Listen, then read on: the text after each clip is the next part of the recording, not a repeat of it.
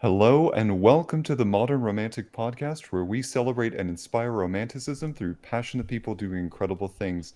Hi, may the luck of the Irish be with you. Hi, I'm Trey, and I'm joined by my ever by my co-host who loves my puns to the end of the earth and back, Emily. Hi, I Emily. Hi. I do. You're right. You keep me on my toes, that's for sure. I do. Yeah. How are you? I'm doing well. How are you? I'm doing just fine, thanks. It's been a good week. I'm also really excited to talk to our guest today. Looking at just her website alone, you can kind of get a really good sense of how amazing this person is, and then you get to their music, and it's incredible. But I don't want to spoil anything, so would you mind introducing our fantastic guest today? I would. Yes. Today we have the delightful Kate Chadbourne on the show. She's an author, a singer, a storyteller, a poet, a harpist, and a teacher and scholar, and many other things. And I cannot wait to dive in and find out all of it. So, welcome to the show, Kate. Thank you both so very much. I'm delighted to be with you. Thank you Hooray. thank you so much for being here. Oh, what fun. Sign me up. I'm all about it. Hooray. And thank you for such kind words, both of you. So nice. Well, it's not just kind, it's true. The thing that I was really struck by on your website, I'm going to read this as a quote. Excuse me. Um, in the past, when people have asked me, what are you really? I felt forced to choose between my scholarship and teaching on one hand and my music, poetry, and creating on the other. Um, let's see. Turns out we don't have to choose. Turns out everything has a place. Um, that struck me because we've had so many artists on our podcast before who have tried to say, I'm this, but I also enjoy this. And I'm so glad that you come out and say, no, I'm all of these things and more. I don't have to choose.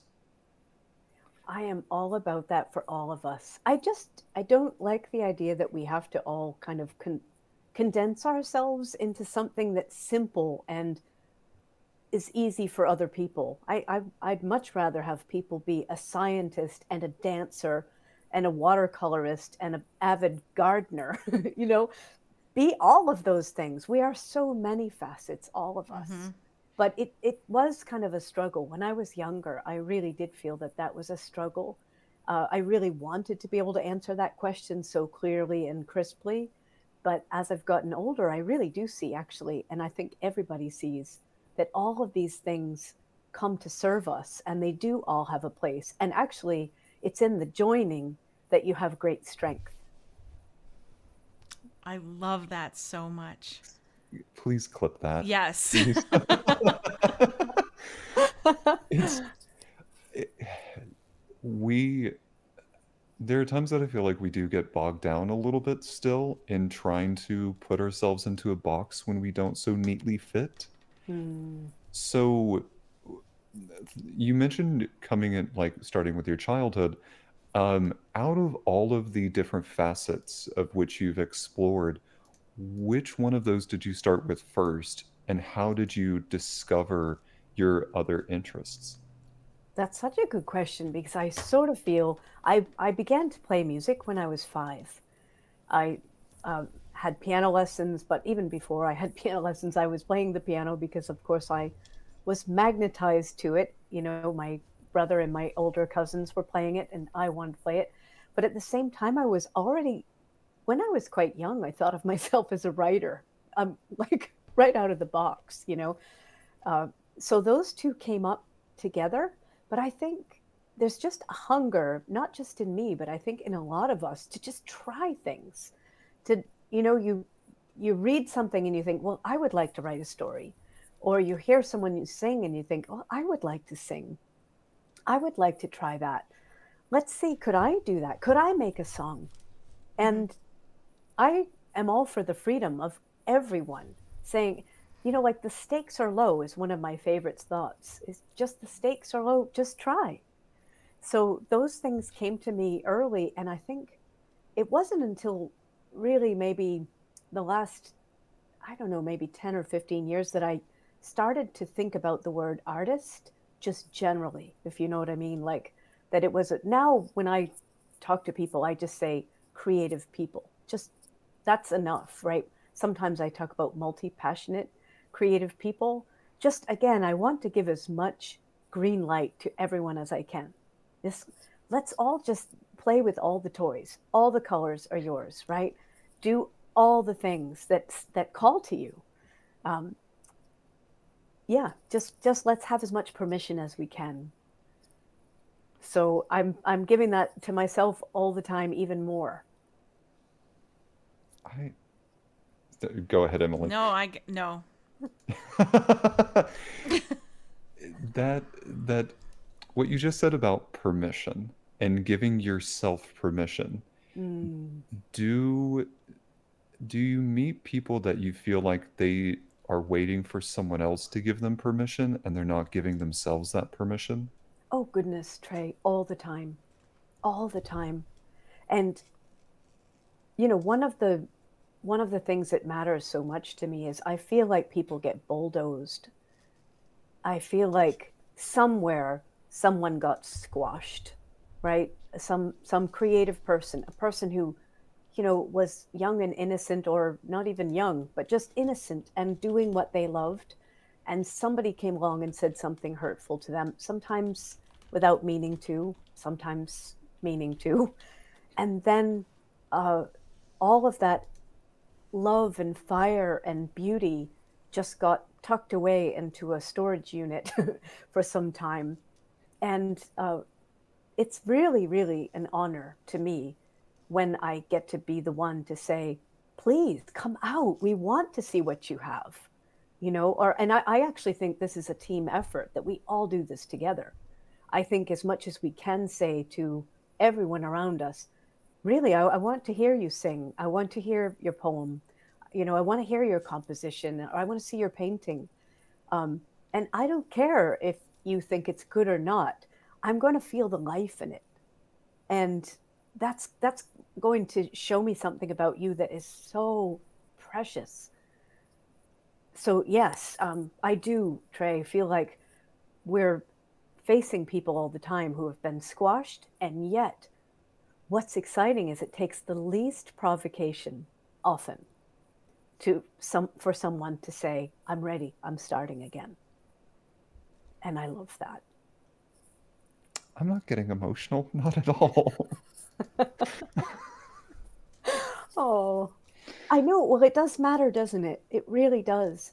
Because these things touch on really that creative freedom to make things and share them is really the closest thing we have to our heart. I think it's the way that we can see each other's hearts. Mm-hmm. So it matters. And so many of us were raised not to live out loud in the way we would like to. And so Yes. it is difficult for us to give ourselves permission to do that. That is so true. That is so true. And if you've been squashed yourself, uh, it can be hard to come out of that. On the other hand, again, I think it's exciting. If you've been squashed, and honestly, I don't know any creator who hasn't been at least once, and Mm-hmm. probably many more than that, times squashed, then I think you become a real fierce advocate. And that's how I feel. That's what you are. That's what both of you are, a fierce advocate for people creating freely in the world. And that's a great team to be on. That's right. I feel like we're on the right side of history here. Mhm. You are Yeah. so right. Yes. Yeah. I was looking at Trey to see if he was going to say something. It looked like maybe you were. No, I'm still just processing. Um, So at some point, you Mm, decided to create for yourself a YouTube channel to yeah. share. Tell us about that. Yes. For 5 years now, every April I do a free April poetry celebration, and that's been a lovely thing. And it's actually been sponsored by some journal makers, Jumping Fox Design. They give us journals to give us prizes. Again, it's free, but they are very kind and share this with us. And we usually have maybe 30 or 35 poets who write in and I read everybody's poems, and then every week I read some of the poems online. And we also have sparks and dares. And anyway, it's this whole thing. And I started it off just as a way to create another place where people could share poetry, including myself. To study poetry, we read some great poems. Anyway, this was the 5th year of doing that, and it's been a delight. Really, and our poets are, I think, our youngest poet ever was 4 years old, and we have poets up until their 80s. And in fact, I will quote, and Rosie, who's now, I think she's 7 or 8 years old, and this was her poem: "Strawberry, strawberry, riding a horse." And isn't that one of the best poems you ever heard? It's so unexpected but delightful.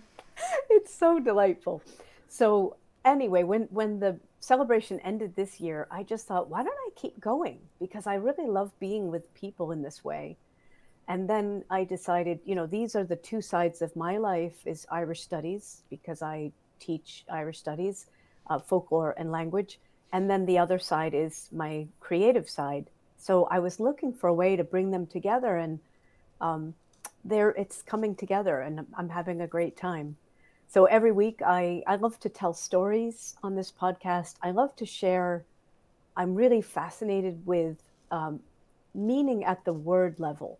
So for me, I love to bring people's attention to certain, well, Proverbs is one of my great, I love Proverbs, and I love phrases and interesting bits of language that let us understand something about the people who used them.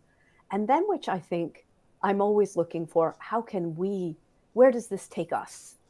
So for creative people, how can this be nourishing and help us, as I love to say, stand up straight as creators on planet Earth at this time? So it's been really heartening because people have been so generous. And, the other day, a woman wrote in and she said she was in Canada, and she said she's 85 years old. And that morning she had been thinking, she's been writing a memoir for her family. And she said, I was thinking about giving it up. And then she found one of my videos, and she wrote and said, I'm going to keep going. And I'm walking on clouds, because that's my heart's desire. And I mean, again, I'm doing it, but I know we all do it. We all can do this together. So the YouTube channel has grown out of that. So I'm learning. I don't do anything fancy, I'll tell you. I just turn on the video and tell people about Irish studies and talk about creativity, and off we go. So pretty simple. No, I love that. I think that makes you genuine, and authenticity is it's become our theme this year throughout our podcast. Authenticity's come up in almost every episode. And I think you have that. That's something that people connect with, and you've clearly created an online community that that sees that about you, and I think that's part of what has made you successful, and I could see the draw for sure. Thank you so much. Yeah, well, I decided early on, and throughout my creative life, I'd say this is a theme, which is I want to be myself, because it's so much work to try to be something else. And I'm not a technical wizard. I'm not bad, but I'm not a technical wizard. I'm not flashy. I'm not a supermodel. I'm not any of those things that I think sometimes keep people from trying to do things. I'm just myself, just Kate. And I know some things, and I love sharing them. And I hope people feel emboldened by that to step forward in their own lives in a way, just by me being regular old Kate who is sharing something without a lot of flash. And I love the idea of authenticity. That's when people step forward and share their own story with me there or in other places. I just feel a chill of truth and beauty that matters so much to me. When you are teaching somebody, or when you're communicating with somebody who you may not always feel that level of authenticity, how do you help that person kind of come out of their shell a little bit and show more of who they are as a person? That's Trey, that's such a great question. And I do see it. And I will say, I teach singing. And one of the great joys of my life is helping people access their voice. And that I mean that in with a capital V, right? Like it's their singing voice, but also the voice of their truth, the voice of their heart. And they're not separate. They're not separate at all. So a lot of times it is in discussion, really, it is in talking that we start to connect and understand what could be possible through sharing this thing. For Mhm. instance, I was just talking with people about the idea that a great compliment to a singer in the Irish tradition is to be called the servant to the song. And I feel to me that gives me great courage because I think, right, the spot is off me. And I think this is something that has helped some of my singers is to say, you're carrying a song, and that's a great honor. And it's a gift that you will give to other people. So you don't have to be different than you are. In fact, your authentic voice, who you are, as long as you are wholehearted, we're going to hear it. So we work on being wholehearted. Part of that is mechanical. We work on breathing. That's a big one. Making sure you're breathing. But if you're not wholehearted, you're not breathing. And if you're not breathing, you're not wholehearted, you know? So It's like that's just one way anyway. they're interconnected, breathing and, being wholehearted. I really think they are. One thing I love to say to singers is you deserve this breath. Oh, You deserve this. Oh, Like, inflate your lungs, take in the air, kind of Ralph Waldo Emerson saying, drink the wild air, which I love how he said that. Um, yes, you deserve this breath. You deserve to take up space. You deserve to make a sound. You deserve to share your individual take on this song. We want to hear you. So, little by little, um, people do increasingly trust themselves and take the breath and open up. And it's really, honestly, I get a chill just saying that because it's a thing of beauty. I have a question for Trey. Then, oh God. Trey has a master's degree in vocal performance. hmm Amazing. And I want to know what your take is on what Kate just said versus how you were trained. Ooh, I'm gonna say this as politically correct as I can. And I say that I like that because there are different schools of thought when it comes to performance. That's what I thought. Mm, So going through more classical operatic training, people sometimes consider themselves a voice instructor, and they're perpetuating an idea of what they consider to be singing, which is primarily technique. It's mm, not always in service of the song. Do you need good technique? Yes, yes, and there are foundational things that need to be present. yes. However, when the approach is technique first and not what is servicing the storytelling, there is a major difference. And I Mm, do not always think that voice instructors know how to balance storytelling with effective um, technique training. mm. Does that answer your question, Emily? I think so. Okay. Yeah, I hear that, Trey. And you're right, technique, and especially, I'm not teaching people to sing opera. I'm teaching people to sing Irish traditional songs, right? So a lot of what we're doing is actually is stuff that I learned from one of my own teachers, Frank Hart, who was really a song scholar. He was a singer. You both would have loved him so much. He lived in a village just outside Dublin, and he had collected over his lifetime something like 30 or 35,000 traditional songs.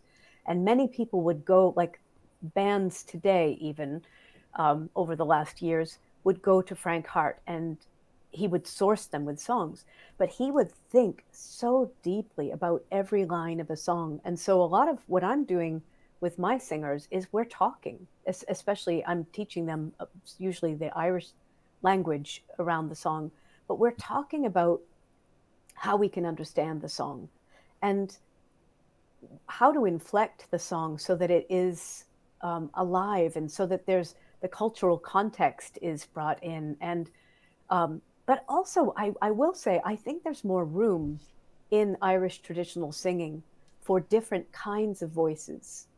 You know, um, in Irish, you say aber oran, which means say a song, which lets you know right away that the words are actually primary.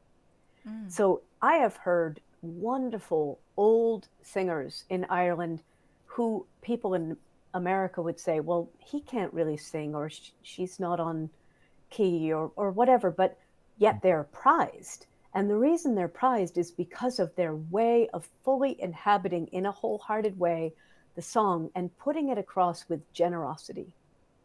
And that to me is where I want to live, right? I take a leaf out of their book. And it takes courage, but there's, the community also in traditional singing, the community really values that person for stepping forward and sharing that song. In fact, I love to say, and I'll show you, so the singer might be facing toward the corner, and that is a little bit of humility. That's saying the song itself is the important thing here. But traditionally in communities, people used to come and take their hand and circle it like this as they were singing. Hmm. And that was to say, we're with you.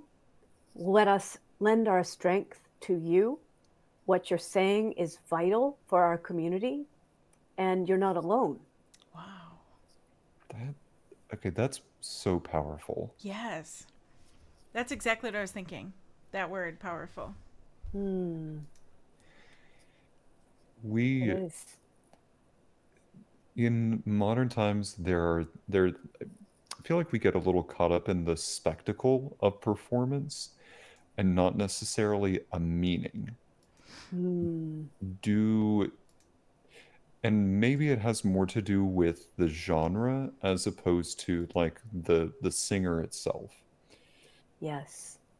When for you does the spectacle stop and the real intrinsic meaning behind a performance begin?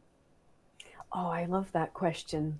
Years and years ago, one of our professors at Harvard University, I told him that I had gone to see a singer.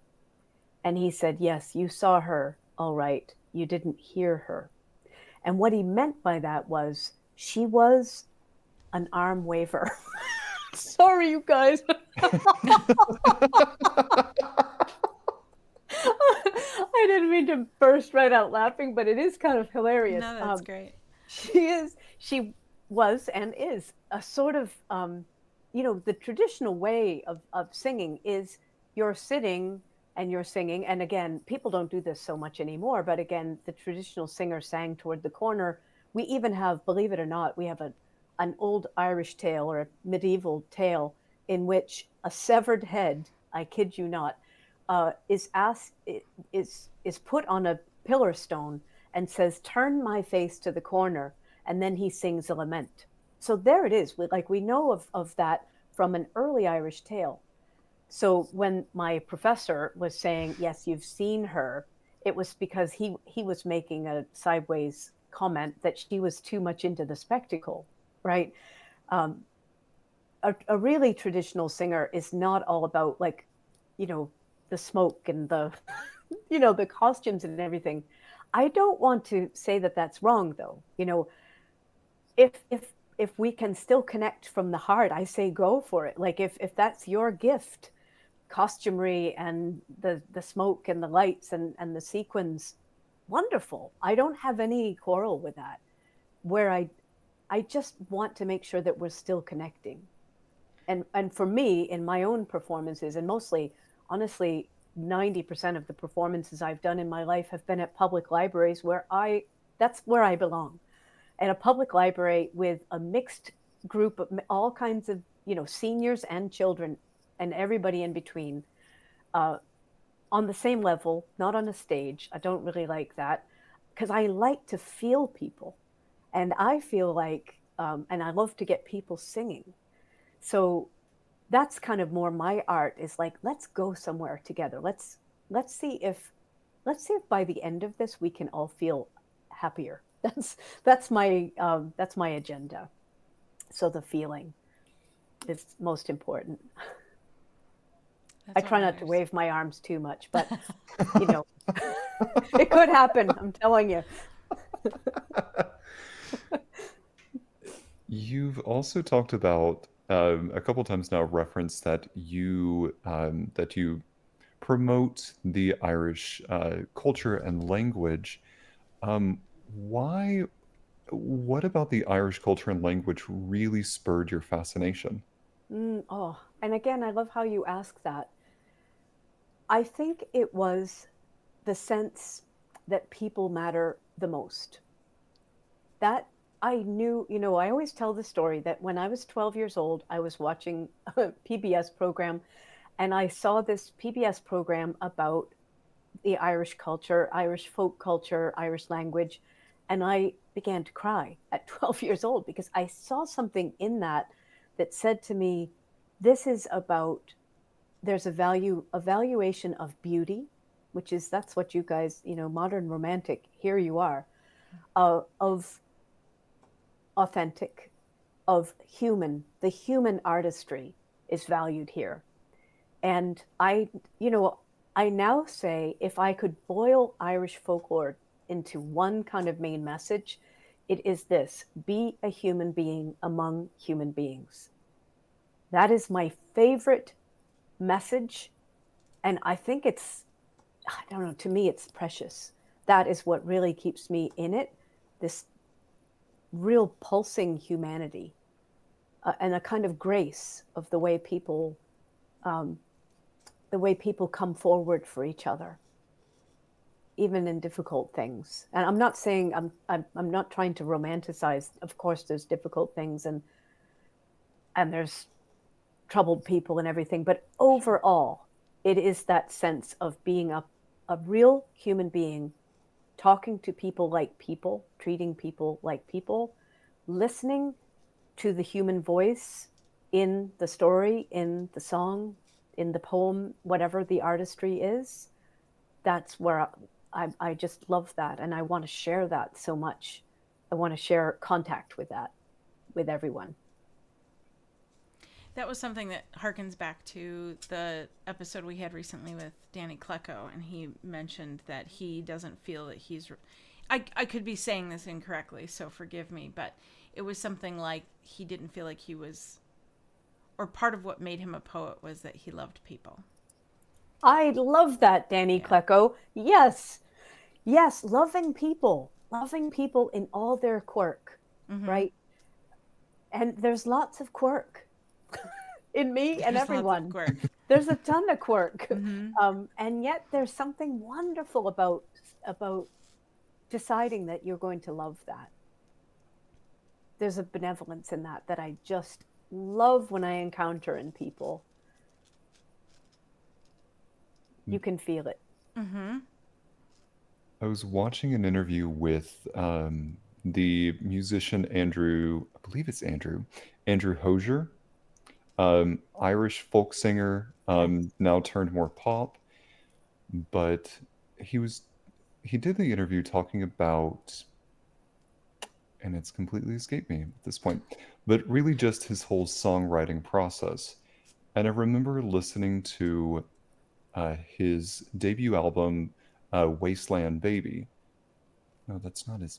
I'm getting so many details wrong. Hosier, if That's you're all listening, right. I'm so sorry, Hosier.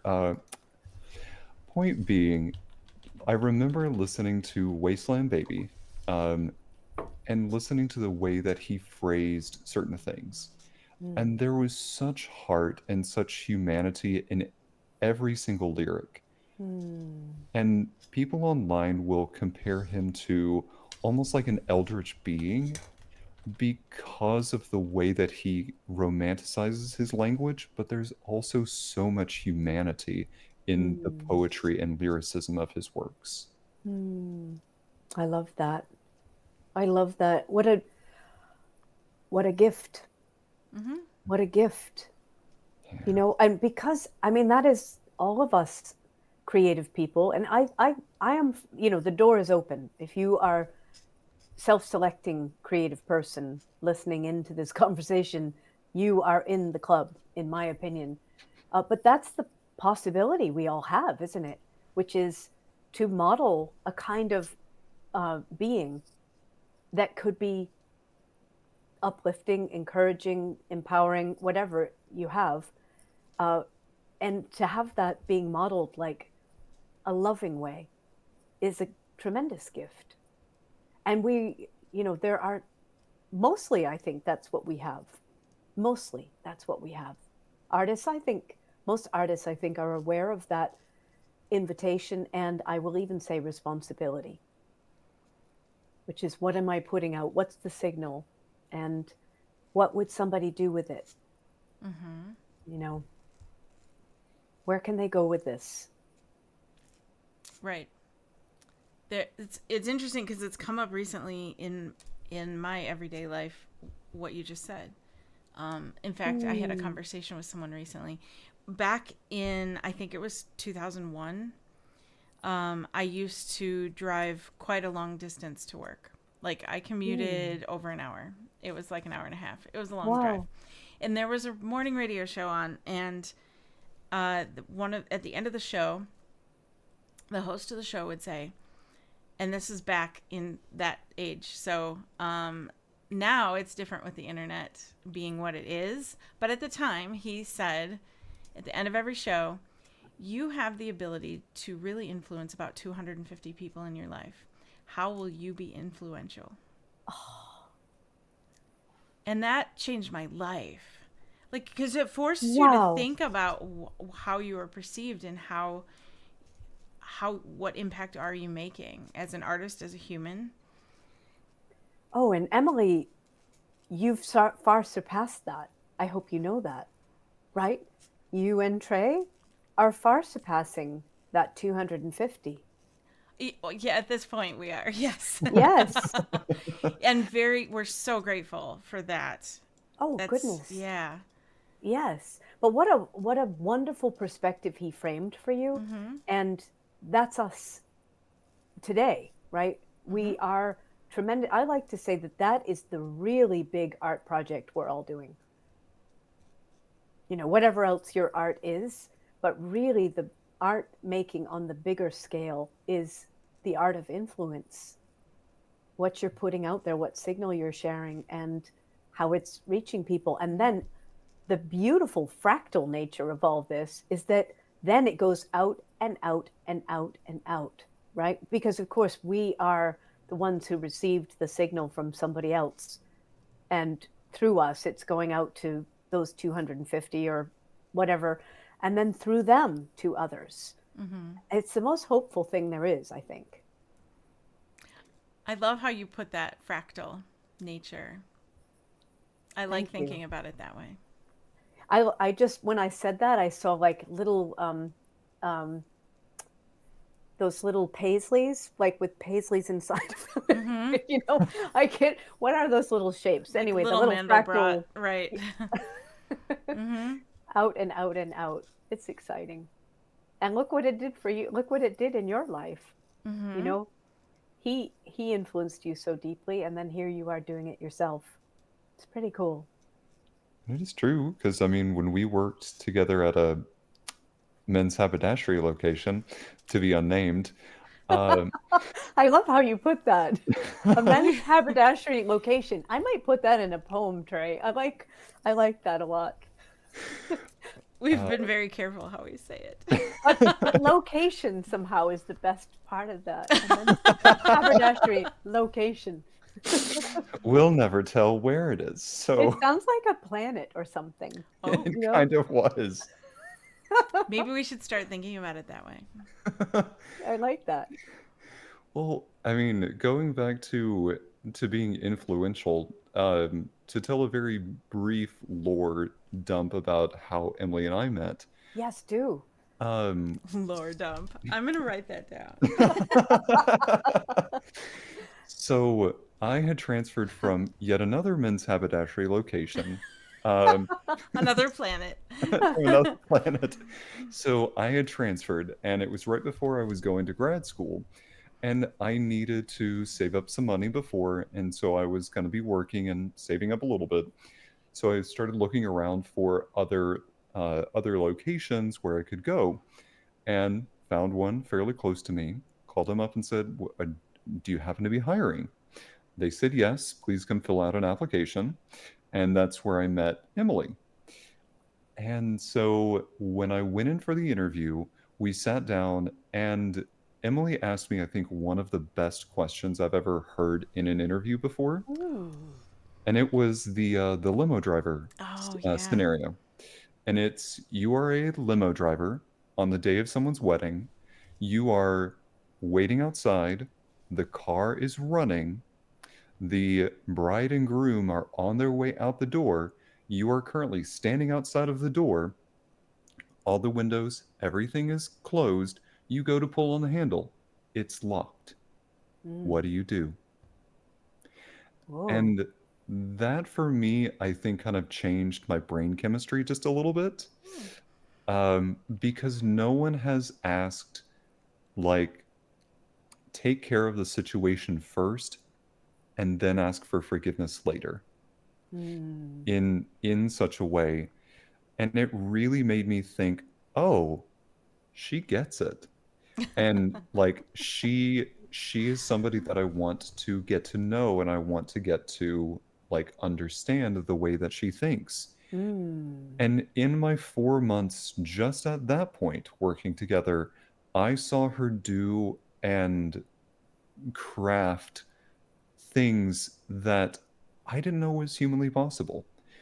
The Wow. way of organization, the way of considering the person first and not just Mm. as a customer, I felt a lot of humanity for that. And is my Mm. intention to make you cry right now? Yes, it is, Emily. Um, but there was so much humanity in the way that she approached situations, and that's what I continue to respect about her. How beautiful. Wow. Thank you. Goodness. Emily, where did you come? How did you come up with that wonderful question? Um, someone else I knew and I were discussing uh how to get the answers you're looking for out of interview questions. Mm. And I was always kind of I believed in breaking the rules when it was necessary. And Mm. so many people go into interviews like if you ask them, would you ever lie? They'll be like, absolutely not. Or if you go, would you ever break the rules? Even if you needed to, it was absolutely not, because they think that's the right answer. And Yes. so I wanted to find out Mm. where each person was, and if they would maybe break the rules, break the window to get the keys out of the car, to drive the Mm-hmm. limo, to get the bride and groom to their destination, because they're Yes. coming right now out of the church and getting into the car. Like, you have, so like, what are you doing in that Mm-hmm. moment to make it right? And then we'll talk about Yes. the broken window later. And so it was kind of to create a situation that, like, if you're in this situation, what do you do? And I Mm. wanted to set the idea in a potential employee's head, like, we're gonna do that here. That's what I want this place to be. And I it was love also that. to gauge where they were. Like, if they're like, absolutely this is wrong, I knew they weren't maybe right for the job. Mm-hmm. Yes. Because you wanted to put the experience of that bride and groom, like you prioritized that experience. That was Mm-hmm. the number one most important thing. Mm-hmm. You had promised them that they would get where they were going. And that promise was the important thing. I will keep that promise to you. I will find a way.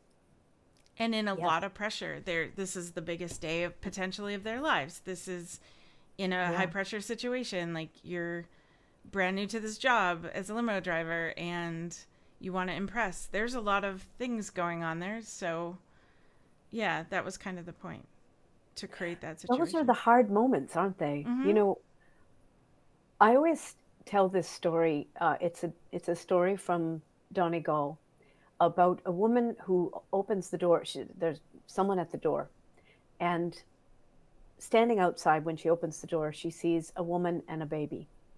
And the woman says, and she looks very rough and ragged, and the outside woman says, "Have you any milk? This baby is so hungry and thirsty, and we need something." And the woman inside the house looks at her and says, "She looks like a traveling person, and the only milk I have is in the barn, and if I go out to the outbuilding to get the milk, she'll probably rob me." And so she makes the call. "No," she says, "I don't have any milk in the house. I'm sorry." And so away go the woman and the baby crying. Well, the next week, the housewoman is walking down the road, and who does she see but that same red haired woman? Looking at you, Emily. That same red haired woman carrying the baby. And the woman comes to her and slaps her hard against the face, Ooh. against her face. And she says, "I know very well that you had milk in the barn." And she said, "And what's more, this baby I'm carrying is your own brother's baby." And it's implied through this story that she is one of Nadini Maya, the good folk, right? But she has come forward to show you what the right answer is. And the right answer is not protect what you have. The right answer is feed a baby, whatever baby, That's right. right? The right answer is get the bride and groom on their way. Yeah, the right answer is the people answer. Mm-hmm. Always. Always. Always. Yeah. Yeah. I Have I think shocked you, Trey, with that story with the slap? And I like actually, that. and it said that, ever afterwards she had a cor winial, a crick in her neck that she never recovered. Oh. So she carried the sign of that hard lesson, I suppose you could say. And then, of course, we who know the story have the lesson from her. Because honestly, anybody could have made the wrong choice there too. But we're being taught through that story what the right choice is. People first, all the time. Mm-hmm. it kind of reminds me a little bit of the opening to Beauty and the Beast, where the prince is positioned for, I don't know, just a small bit of kindness, and initially just casts what he considers to be something old and ugly away when it turns out to be an enchantress of sorts. Hmm. So I see a lot of parallels to that, and a lot of like the denial of humanity in favor of protecting what they think of something that they consider to be valuable, and Yeah. not share it with somebody that they deem to have less value. It's the thing. You've put Ooh. your finger on it, isn't it? It's appearances, right? And not having the eyes to see through them every time. Every time. I always say my least favorite sentence is, "He's just a fill in the blank. She's just a fill in the blank. He's just a child. She's just a, traveling person, whatever. She's just an old lady." Ah, underestimate at your peril. We now know. Let me write that down. Underestimate at your peril. Well, the comeuppance is on its way. You know that for sure when you underestimate that. Yeah. But even if you were to be robbed, giving or attempting to give milk anyway still puts you in the right place. You said it. You said it. I remember when I was quite young, I went to a program at our local library, and the musician and poet who was coming to be with us said that he had lost his tin whistle somewhere along the line. And he said, "I don't know if I lost it or if perhaps it went to someone who needed it more than me." That's how he put it. And I loved that. And I remember it really stuck out to me at age 12 or whatever I was, like, wow, what a great way to be in relationship to your stuff and what has become of your stuff. I like, I'll try that, please. That sounds like a good way to be. Yes. When it comes to Proverbs, the thing that's been kind of connecting this, and from everything that you've set up to this point, it seems like you are promoting a connection of community where there's no gatekeeping. All people are welcome, or Yes. I don't believe this is the correct conjugation of this, but all are falsche. Um, I love that, how you said that. s- so, am I correct in understanding that's the kind of, for lack of a better word, I'm missing, but a kind of aura that you're wanting to give is a welcoming of everyone into community? Yes, 100%. And thank you for asking that. I want that for us. Now, people want to come in different ways, right? And um, but the undeniable human being, uh, crabby, unhappy, needy, joyful, skillful, um, delightful, the whole spectrum of which I have all of those things, and of which I believe most of us, maybe even all of us, do have all of those things. You know, one time years ago, I was telling stories at like a summer camp for adults up in New Hampshire. And there was a man there who spoke a lot during my presentation. And I knew that he had whatever he had, and I didn't mind and whatever. But another man gave a presentation after, and he complained to the man who ran the camp. And the man who ran the camp said, well, we make allowances for Tom the way others make allowances for us, which I thought was one of the wisest things I've ever heard anyone say, because I know that I have been given the benefit of the doubt. I know that I have been tolerated when I'm not at my best. And I would like to say that we can bring all of us together.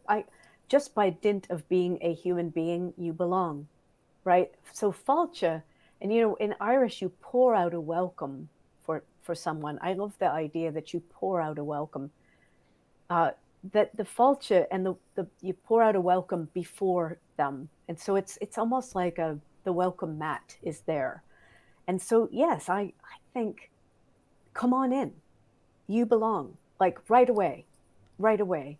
No bar to entry. Nothing needs to change about you. You don't have to be different. Just come on in. We're glad to see you. That's how I want to be. That's what I'm practicing. And it's worth practicing, I think. That A is how it hundred. should be. Yeah. There are challenges, and I recognize there are sometimes are challenges, right? Like, let's just say, here's an example of something that I've experienced, and maybe you have too. You pour out the welcome, and someone comes in who cannot stop talking. There's 25 people, and one person talks, and 24 people are listening. And there's something to be said about how to make that person welcome and value what they say, and also let the other 24 have a turn, right? That's been one of the big learnings for me as a teacher, because some people really, it's like the cork has come out of the bottle, and they need love so much. And we want to give them the love, but we also want to be fair and welcoming to the other 24 who also need the love. So there's a bit of an art form in this as well, I think, of how to bring us together and make sure that all of us are connecting and feeling that, feeling the falcha together. Still learning very much. I think in that moment, maybe I'm not alone in thinking, what would I do in that situation? Have you Yeah. found a good solution for this? You know, I have this happen in my classes quite a lot. And if time were not an issue, then I would say, go ahead, tell us everything. We want to hear everything you have. but the truth is we have 2 hours, say. And so I thank everyone for what they've shared, which I genuinely mean. I don't think it is effective unless you sincerely mean thank you. Like if you're just like, oh, thanks, John, um, it won't land. But if you can say, if you're really giving your attention, John, let me pause you there, because I see that there's 5 others with their hands up. But I love what you shared. And it's true. You've spotted something real in the tale, and we're grateful for that, for that insight. Thank you so much. Now, Holly, talk to us. you know, I have had to learn this over years of being a teacher. I've been a teacher now for 25 years, and I remember at the beginning of being a teacher feeling absolutely paralyzed because I didn't want to hurt anyone. Mm-hmm. I didn't know how to stem the tide. I could feel the need. I think always in my life, I've been able to feel from people, and I could feel the loneliness sometimes, or the need, or just the need for validation. And I've always wanted to give it, but I haven't always known how to be equable as a teacher and how to keep things moving. And I've made a lot of false starts at times, but I almost always say a kind of like a little prayer inside myself, which is saying like, let me manage this in a way that they still feel the love and they don't feel shut down. And they know, I remember one time that it really, a pivotal time for me was I was much younger, and I had a young girl in a class, and she talked a lot, and she was delightful and full of spark and life, but she was taking up a lot of airtime, and some of the other students were upset. And so I remember saying, could I speak with you for a minute? I want to thank you for all of this excitement. It's delightful for me to witness. And please don't take it amiss if I sometimes need to just curb you a little bit so that others can speak, but don't stop raising your hand. And that was one of the first times that I handled it. And she said, oh, that makes perfect sense. And we were all set. So it's a real learning over these years. Love how you handled that, though. That was preserving her as well as everyone else. Thank you. That's the goal. That's the goal and the learning. But it's worth it. It's worth working at this, even with awkwardness. And there's lots of awkwardness sometimes, but that's all right. We can handle awkwardness. It's like, again, I love to say it's just human stuff. Mm-hmm. This whole conversation, you feel to me like you consistently give. You are giving and guiding. Thank you. How do you balance giving while also maintaining what you need to for your center of self? Thank you for asking that. My own art making is a huge source of energy for me. Time to harp, time to write poetry, whatever, that gives me a lot.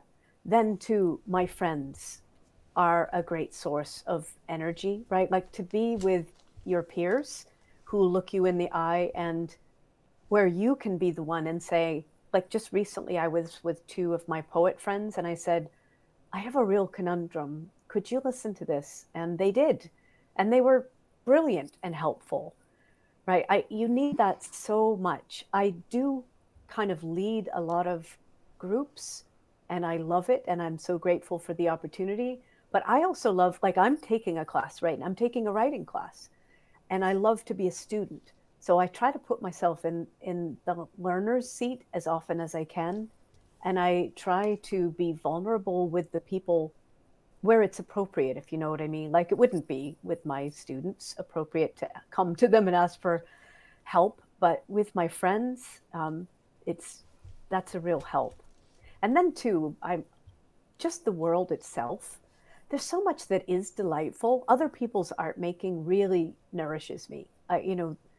Writers, singers, poets, all kinds of stuff. I just eat it up, and it matters to me. I feel a kinship even with people I've, for sure, with people I've never Mm-hmm. met. They mean so much to me, just that they're in the world making what they make. The Irish poet Seamus Heaney, I met him once or twice, but he would never have known me. But the fact that he was in the world mattered so much to me. And not just me, many, many thousands of others also felt that way. So I take a lot of strength from other art makers. Watching brave, cool people do their thing, it just fills my cup. Mm-hmm. Same. Yeah, you too? How Oh how about yeah. you guys? Do you have other things that help you feel like you're receiving enough on, which requires dedication and creativity? How up you feel you're receiving? I'm going to ask you to repeat that because something happened with the connection and I could only hear every like fifth word you were saying. Oh, I'm sorry. I hope I That's haven't okay. done anything here. No, I think it's Um, just the connection. oh, okay. I was asking, since you're both involved in your own creative work, but also the venture of creating this podcast and live stream, which requires a lot of consistency and kind of stamina. Anything that we do that we take on in this, here you are consistently doing this. What do you turn to that gives you that sense that you're receiving enough to be full up? Do you want to answer first, Trey? No, but I will. Because I can if you want. I was just allowing you to take that if you wanted. No, I'm still kind of formulating, so you go ahead. For me, it's right now. It's this moment. Mm, What I get out of this is this. So all yes. of the Oh, I love work, that. all of the daily stuff and the social media posts and all the little editing and clips and notes I'm taking right here because that's what I do during every show. It is this moment though that, and it happens sometimes when on like, because we typically record on Monday evenings and do the live stream Monday evenings. And sometimes on Sunday I'll be like, oh, I'm not feeling it this week. Or even on Monday during the day, I'll be like, oh, I'm not feeling it this week. And sometimes, even after I've done the research on our guest, if it's somebody I'm not familiar with yet, I'll have done the research. And even while I'm doing the research, I get excited and be like, oh, I can't wait to talk to this person. And then I go, oh, I'm not feeling it. But then we go live anyway. And it changes all of that. Every single week is like therapy for me. It's like the thing I needed for my week. It's the thing I needed to keep going. It's doing it anyway is the thing. Yeah. That's doing it anyway is the thing. Mm-hmm. I could have a tattoo of that, maybe. Maybe. Right here. Doing it anyway is the thing. It's the Mm-hmm. truth, isn't it? It really is.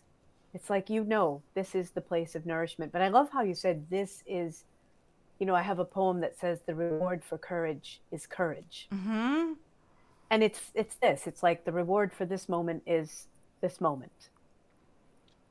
For doing the For thing sure. is doing the thing. It's the real stuff. I love that, Emily. Thanks. Yeah. Yeah. And here you are. And you show up and the flag goes up and the light goes on and you're in flow. Yeah. How can I not after, after last Monday and the Monday before and now this Monday, like next week's going to be the same. And it's not that I will necessarily dread it, but when I'm not feeling it goes away immediately. I understand that. As a teacher, I'll say, I could have had, whatever personal turmoil I'm going to have during the day or some little inner something. But then there they are. And it's time. And we have this opportunity to think together and feel together and do scholarship Mm-hmm. together. And right away, the light comes on. It's like, this rocks. Yeah. It's so great. Then we do get messages sometimes from people who listen to the show who give us feedback, and that is always really fueling too. It's at least encouraging and validating. Yeah. Yeah. Yes. Thank heavens for that too. Mm-hmm. Yeah. Yeah. How about you, Trey? This has been a conversation, I think, with my therapist quite a bit, is to actually carve out time to do something creative for me. Whether or not the world gets to see the creations or not, the fact that I'm doing it for myself is the thing that fuels me. We Mm. had Felicia Day on our podcast who wrote a book about unleashing your creativity, Mhm. and there's an exercise in her book that has you draw the worst horse that you've ever drawn in your entire life and doing it intentionally. Mhm. Mm. And at the bottom, she writes something to the effect of, "See, look at how horrible that is." But the fact is getting it outside of yourself Mm. and doing it with intention because you're fulfilling something intrinsic. Mm. So whether for me, I love foreign languages. So it's been learning Spanish again.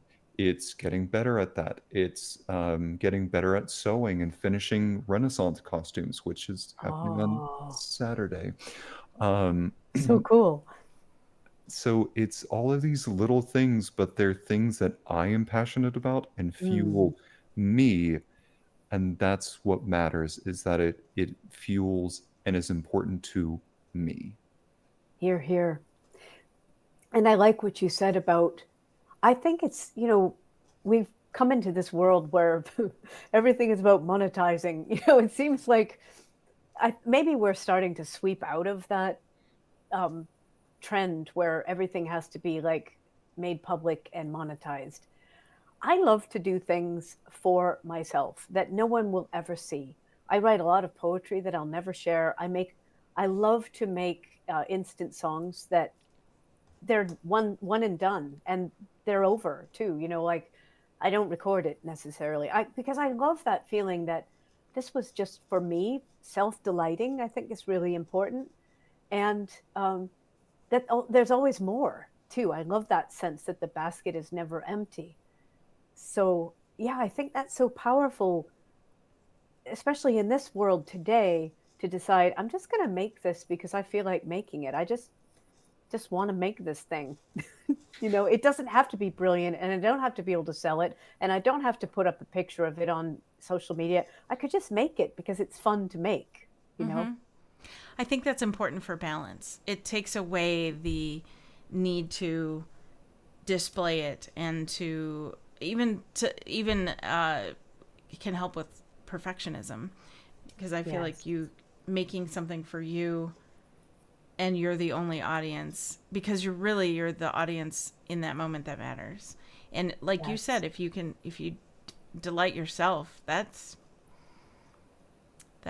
powerful too. Hole in one. There it is. I like to say, like, there are certain things, I think it's fun to do things that you don't do very well. Like bowling, for instance, in my case, like I'm a bad bowler, but I like bowling. I just like to do it, right? I don't think of Hmm. myself as like a brilliant cook or anything, but I like to do it. I like to cook. I don't think, I love to paint watercolors, and I like to draw, and I like to do Zentangles, and none of those things are any part of my like Kate Chadbourne thing, right? Right.